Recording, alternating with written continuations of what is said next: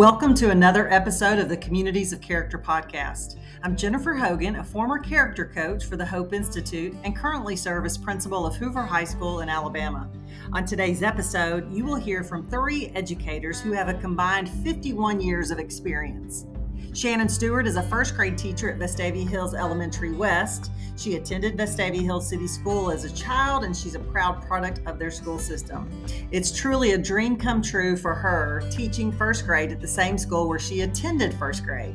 She received her bachelor's degree in early childhood education at Auburn University, and she's currently in the process of obtaining her master's degree in instructional leadership at Samford University. Susan McCall serves as the assistant principal at Vestavia Hills Elementary West, and she has 32 years of experience in the elementary setting as a teacher, instructional coach, and administrator. Susan participated in the Hope Leadership Academy and led the West staff to evaluate the school's approach to character education. This process culminated with West being named a National School of Character in 2021. Susan also serves as a Hope Fellow for the Hope Institute. Sarah Woodroof is a 5th grade teacher at Vestavia Hills Elementary West, and she just finished her 7th year of teaching. She received her bachelor's degree in elementary education at the University of Alabama, and she's currently in the process of earning her master's degree in instructional leadership at Samford University. Can you do a favor for me? If you find this podcast helpful, please leave a review or text someone you know who will also find value in this podcast, or share it on social media. Prepare yourself for another episode of the Communities of Character podcast with our special guests, Susan, Sarah, and Shannon.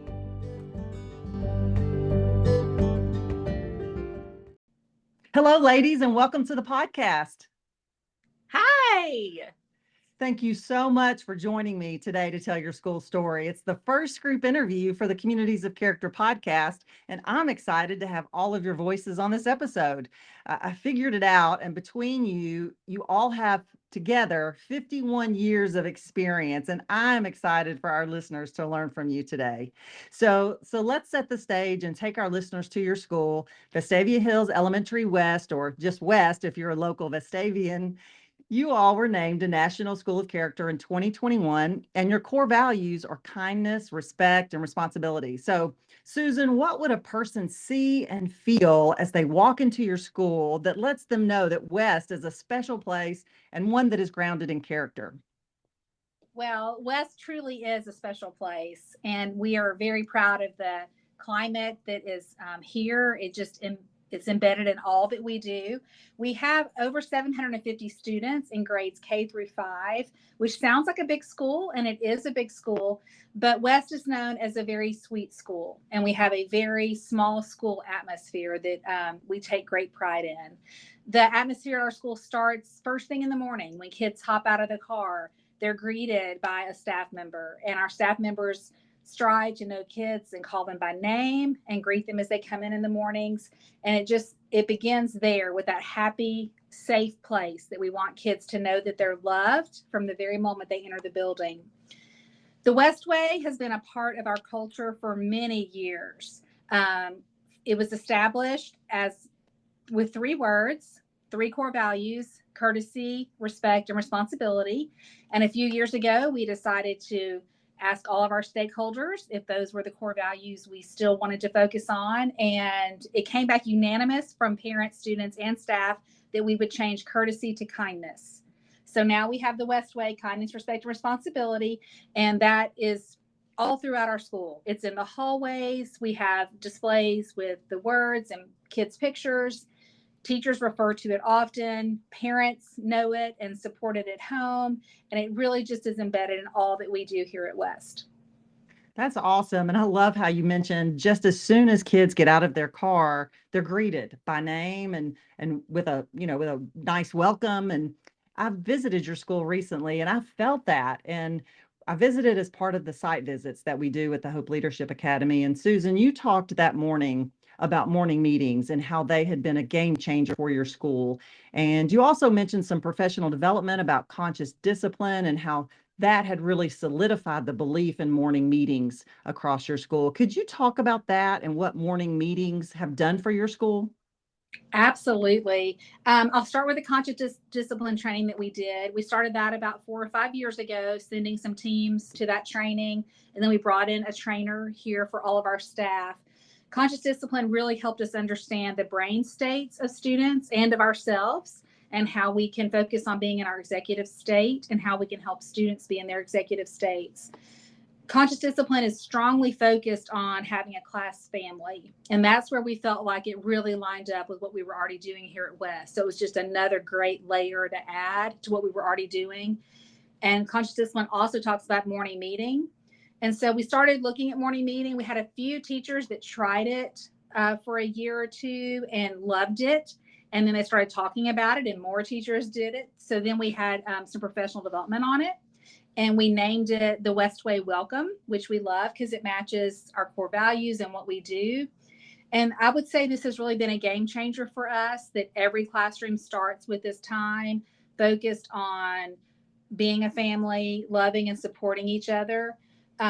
We had an older grade teacher when we first did the training. She said, I don't know about this. We just don't have time in the upper grades.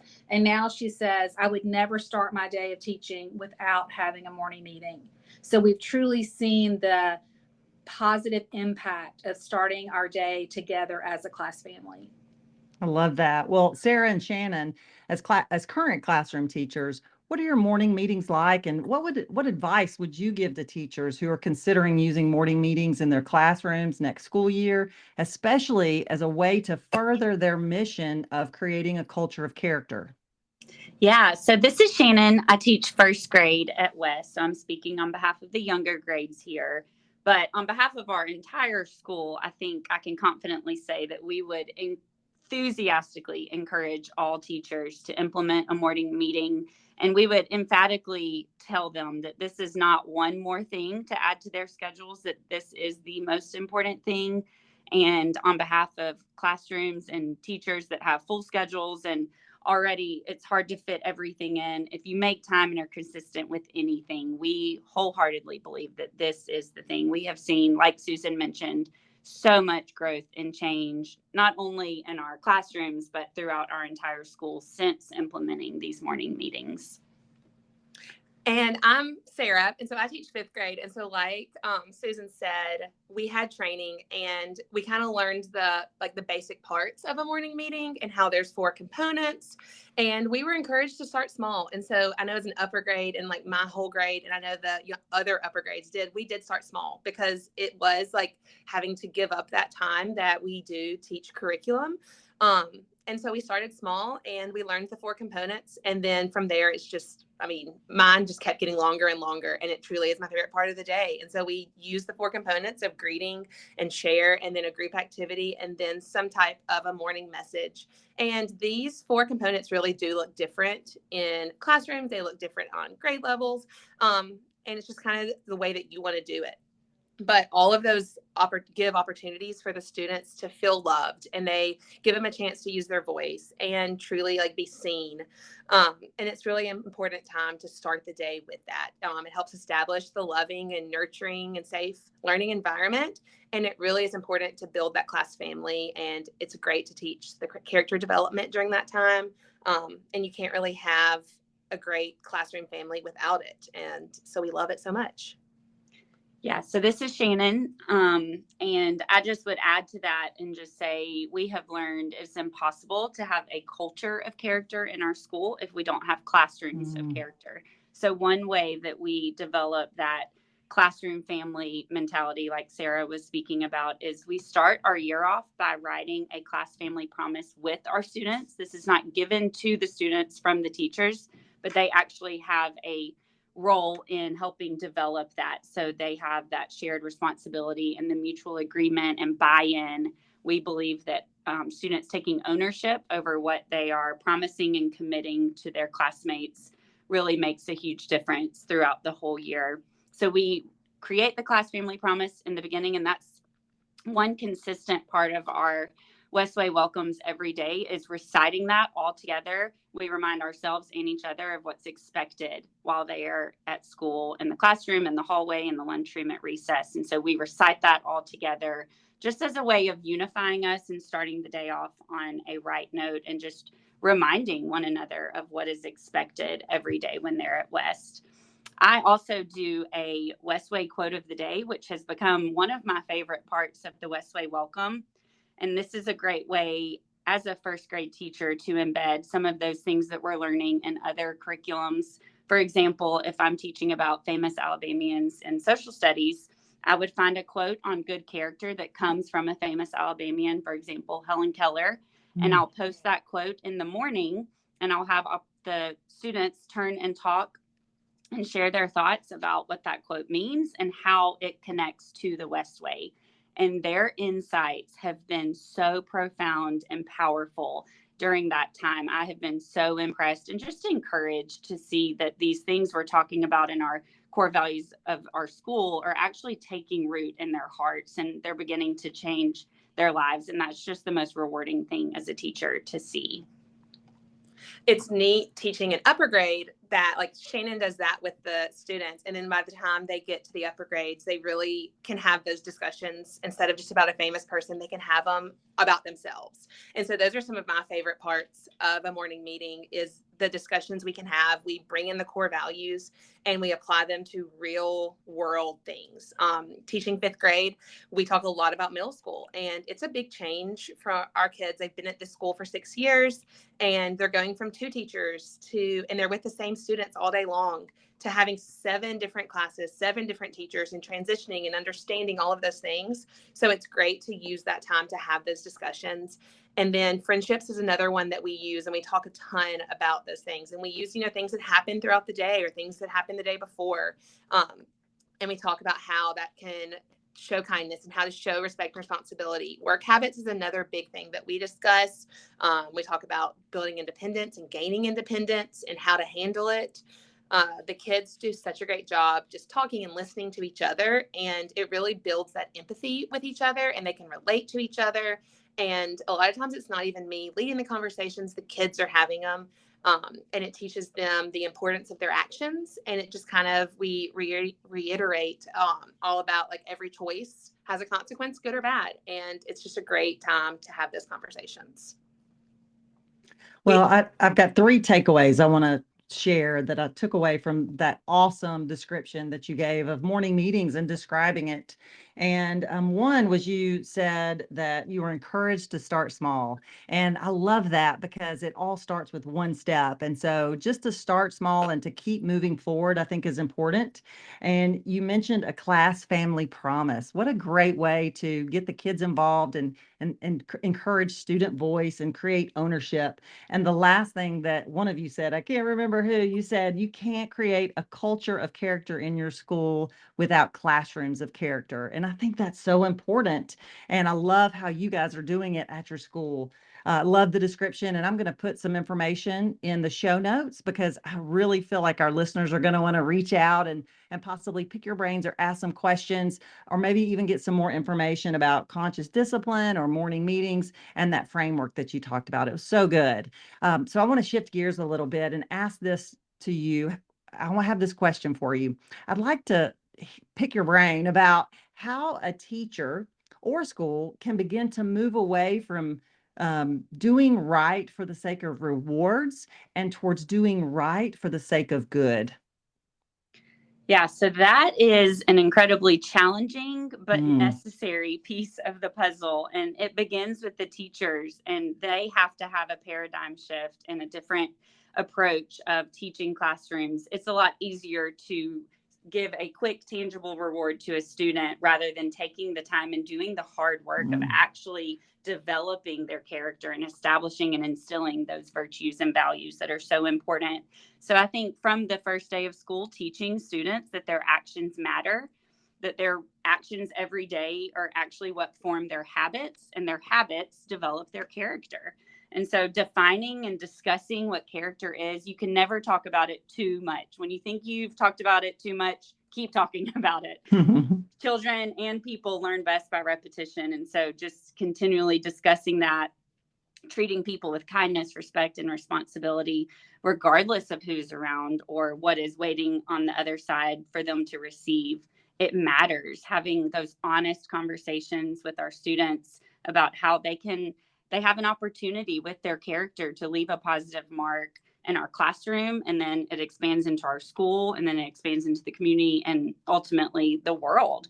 And that's a huge thing to instill in students, that their actions matter not only for the moment that they're in, but for their entire future. And I think it's really important to emphasize the language of intrinsic motivation. So instead of pointing just to the external things, when you talk to kids, that's where they typically go. You know, they're going to compliment someone's shirt. They're going to compliment how they got a haircut, but it's really having the kids look at the person on the inside and seeing how like they act and how they are. And so that's one thing that it's great during morning meetings, that you kind of teach that language. And then throughout the year, we're just constantly going back to it. I think we bring up the West Way thousands of times during a day. And we always bring things back to that. And we make sure that anything we do, any action that we're talking about with the kids, any consequence, we bring it back to that. And so it shows them like, okay, this is how I'm supposed to be. This is the expectation. And just because I did something kind doesn't mean I get a piece of candy. It truly is because this is what I'm supposed to do. And so we really want the kids to talk about what's on the inside and not necessarily what's on the outside. Yeah. And as a first grade teacher, one thing that we also do in our classrooms are we set Westway goals with our students, which sounds like a lofty aspiration with first graders, but you would be so surprised the way that they have just taken so much ownership over this. And it really helps them to think back on their behavior and the choices that they made to be able to set a goal. So the way we do this is students personally reflect, and they think about an area where they have struggled to show the West Way, where they've struggled to show kindness, respect, or responsibility at school. And they decide on a goal. That's that student voice and choice. I don't tell them what their goal should be. They are the ones who are intrinsically coming up with that. And we also feel it's really important that teachers model this too. I think that just further instills that we're all in this together, and it really helps just solidify that family model that we talk about from the beginning of the year.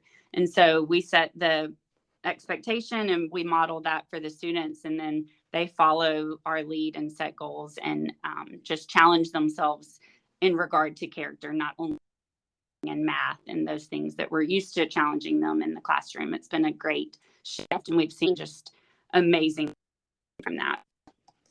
And then across the school, and I know in upper grades, we do this a ton, and I know Shannon does as well, providing meaningful and instructive feedback and just like bringing everything back to our class promise. So it's like, I noticed you checked on a friend who was upset. That was so kind of you. So just tying it back to our core values. And I think it's so important to do that. So then they know that the class promise is so important. And we talk about if they break it, what they did wrong, and what they could do next time instead of the choice that they made. And so those are just giving that feedback to remind them of our class promise, and to bring it all back to that is so important to do. Yeah. And the last thing we'll share is an idea or something called class family meetings. And this is where we gather together to not only celebrate our successes in regard to showing the West Way throughout the day, but also accountability. I think that's a huge piece of the puzzle, that students have to understand their actions matter, and good actions result in good consequences, but negative actions result in negative consequences. And they need to learn that there is that accountability for the choices that they make. And so we gather together, and we just use this as a time to reflect and share and evaluate. How are we doing as a class family? This matters. So how are we doing? And asking them, what do they think? Because students' perceptions are often different than how teachers are perceiving things. You know, we don't always hear those inner conversations that are happening at recess and in the lunchroom. And so I think just giving them a chance to share, and then making a plan. How can we do better next week to show kindness in these areas that we've talked about that we've been struggling in? And so it's not only creating individual goals, but also a class goal to remind them that we're a family and we're a team and we're doing all of this together. I've called a meeting after recess. I've called a meeting after specials when I've gotten a report that they weren't respectful. So then we reflect on that. And it's so important to, you know, take away the time from whatever my reading lesson was that day to go back to those core values and talk about how they acted. I know I've had them before after a substitute. The next day I've gotten a note that my kids didn't make the best choices. And so it's always neat to hear what happened. And then the kids always are reflective of, okay, yeah, we did make this mistake. So then we make a plan for what is going to happen next time. And every time I've done it, my kids have, it's been amazing. The notes that I've gotten back from the substitutes. So those are just have it anytime during the day, not necessarily just in the morning or in the afternoon. That's so good. And as we're talking about doing right for the sake of good, we're really talking about intrinsic motivation and not being motivated by those external rewards or consequences. And, researcher and author Daniel Pink, he says that autonomy, mastery, and purpose are the keys to intrinsic motivation. So I'd love to hear from y'all some practical examples of how you and your school, how do you promote student autonomy? Yeah, so I think that's also another area that teachers often struggle in is just releasing that control to students. But I think it's so important that the classroom environment is established with structure, with procedures and routines set by the teacher, because otherwise you're not going to have effective classroom operation or management.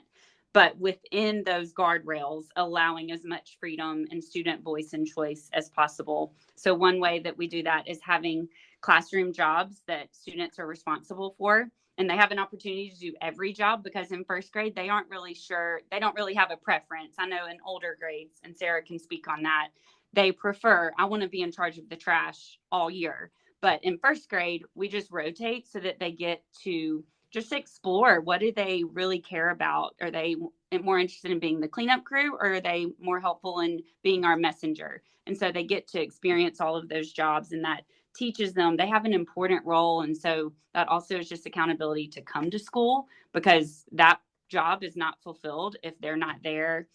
So it just helps them to feel important and valued, which I think is a huge piece of student autonomy. Yes. So in upper grades, I don't really have classroom jobs. My kids kind of, they all have things that they love to do. This past year, I had 4 boys who took it on themselves the first day of school that they were going to be my trash boys. And they knew every day at 1:30, my trash cans should be outside. And they always did it. I always could count on them, and that's their job. So I think it's neat to see how the kids come from the younger grades and they know things that need to happen in the school, but then they take it upon themselves to do the jobs. And it's neat to see the things that they do. Something else that our school does that I love in upper grades especially is we have tons of discussions, and we teach the kids and we model for the kids how to have open conversations with each other through different curricular lessons.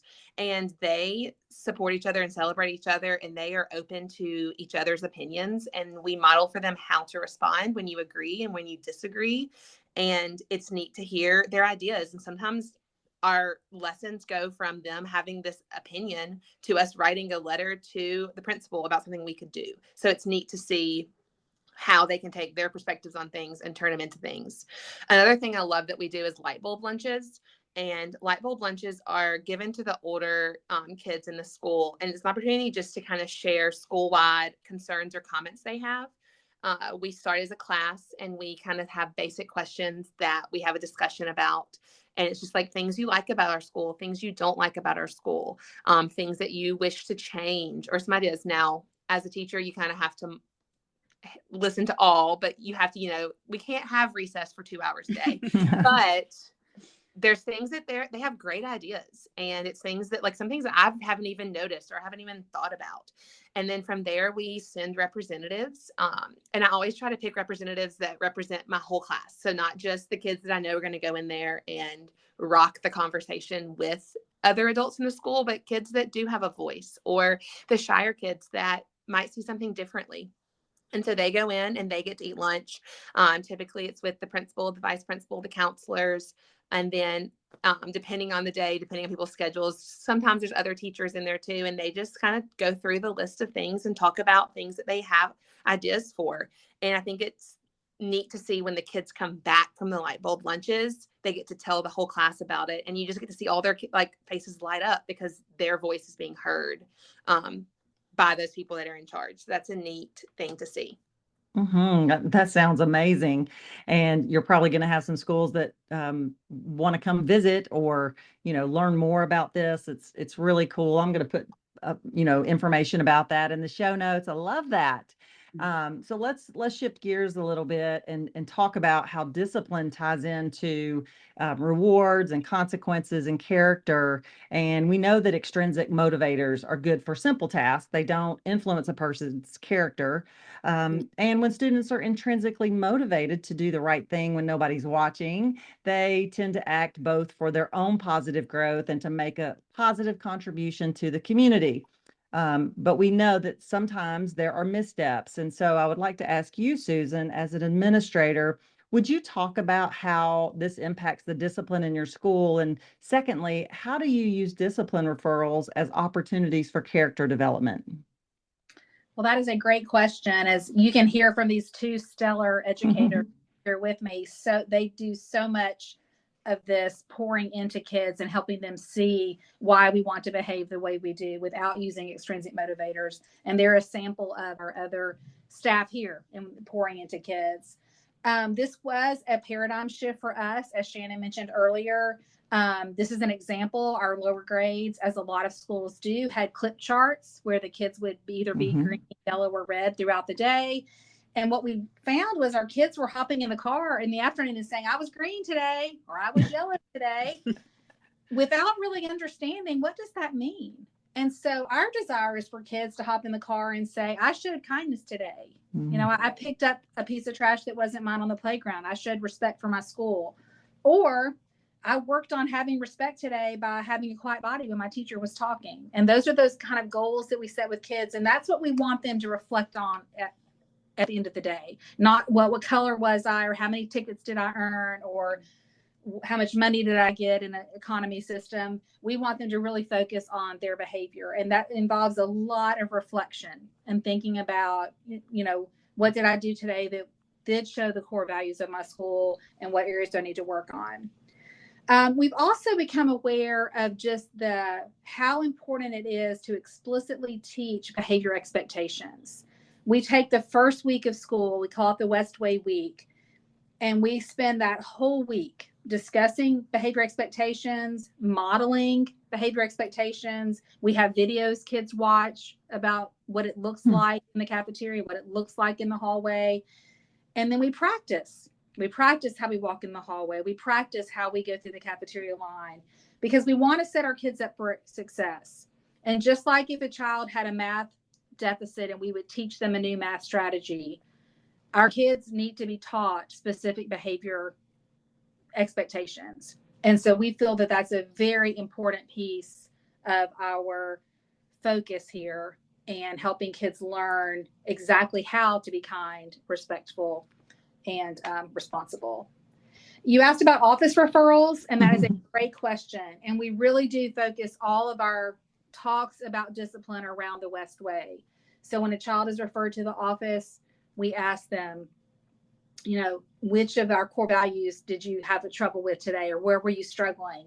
And almost 100% of the time, kids can exactly identify, you know, what they did and how it was connected to one of our core values. So we talk about that. Our teachers do that as well in the classroom. They use that as a way. If they have a reflection sheet, that reflection sheet is going to be based on our core values, so that kids can really think back through exactly what happened and how they could change their behavior next time. Our goal is always to be restorative in our discipline and to offer kids time for reflection. So good. So good.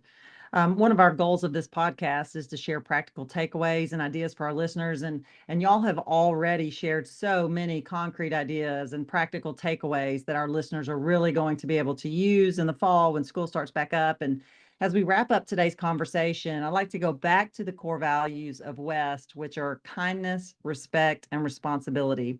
And could each of you briefly share just one example of how your school infuses these core values across everything that y'all do? Absolutely. This is Shannon speaking on behalf of the younger grades, but also just on behalf of the whole school. We all have bought into these core values and see the immense value in teaching them in everything we do. And one thing that we did when we established our school-wide discipline behavior chart we used our core values, making sure that each level 1, 2, and 3 infraction was connected to either kindness, respect, or responsibility. And I think that helps kids see that everything they do comes down to these 3 core values that we're constantly talking about, even in their misbehavior.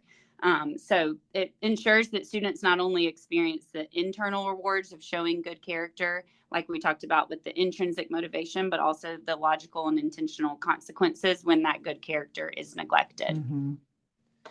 And then another thing I know in upper grades, I know younger grades do this as well, is embedding the character education throughout cross-curricular instruction, which I know everyone knows to do that, but it's actually taking the time to make sure you ask questions and start discussions about the core values during a reading lesson. Our counselors do these wonderful character pack lessons that we do weekly with our kids. We focus on one of the core values for that week. But I think our school really does take it to the next level by implementing it throughout our whole day. In reading, I know we always can bring our core values to the characters in the book and short stories or anything that we're reading, and we look to see how characters are following the West Way. Or I know in 5th grade, my kids love to point out how the kids are, or how the characters are not following the West Way. And those are always fun discussions because you can easily take how they're not following the West Way to, well, what could they have done differently to show the West Way, or what could they do next time? And I think those discussions really do provide a connection and application to themselves about the core values. And you can do that any grade level. You can do it in kindergarten, you can do it in 5th grade. And it's truly fun conversations to have to see what the kids come up with. One this past year, my kids, we brought it into social studies, and they loved talking about King George with the Revolution and how he did not show the West Way at all. And my kids thought it was hysterical. All right. And for me, I'm one of the lucky ones here at West. As the assistant principal, I get the balcony view, and I get to step back and just watch this wonderful web of people every day. And for me, it's all summed up in relationships. And relationships is a focus in all that we do. Building relationships is a focus in all we do. And it starts with each other and how we treat each other as adults in this building. Mm-hmm. We've done some very intentional things. Last year, we had crews where everyone on our faculty was assigned to a crew. And that crew, before meetings, might get together, might have a little competition among the crews, or they might just meet to eat lunch together during a PD day. Just little things that we did to help each other get to know each other better. We have over 100 adults in this building. So that focus on how we can know each other. And then just the focus on our students, the relationships with our students as adults, and then student to student. All of that to me just summarizes the kindness, respect, and responsibility focus that we have here. And it's how we treat each other and how we get along with each other in just such a great way. Thank you for sharing those powerful examples. That was amazing. And so our listeners may want to reach out to you, may want to engage with you. What's the best ways for our listeners to engage with each of you? You can find me on Facebook at Shannon Stewart. You can find me on Facebook as well. It's Sarah Woodroof. And I'm on Facebook. I'm Susan Douglas McCall. And we also, the website of our school addresses on there, so you could easily find how to contact us there. Leave a message for us at the school. We would love to be in contact with you in any way, and we love to have visitors. So if you want to come visit our school, we would love that. Oh, that's awesome. And I'll include the link to the website in the show notes so our listeners can easily connect with you. And I just thank you, Shannon and Susan and Sarah, for being a part of the podcast family. You all are doing great things for your school community, and I'm so inspired by you. And listeners, if you're hearing this message, you've listened to this episode all the way to the end, and for that, I thank you from the bottom of my heart. Until next time, take care.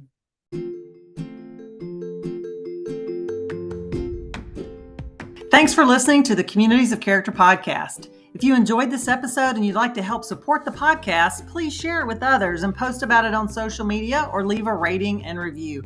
Thanks again and take care.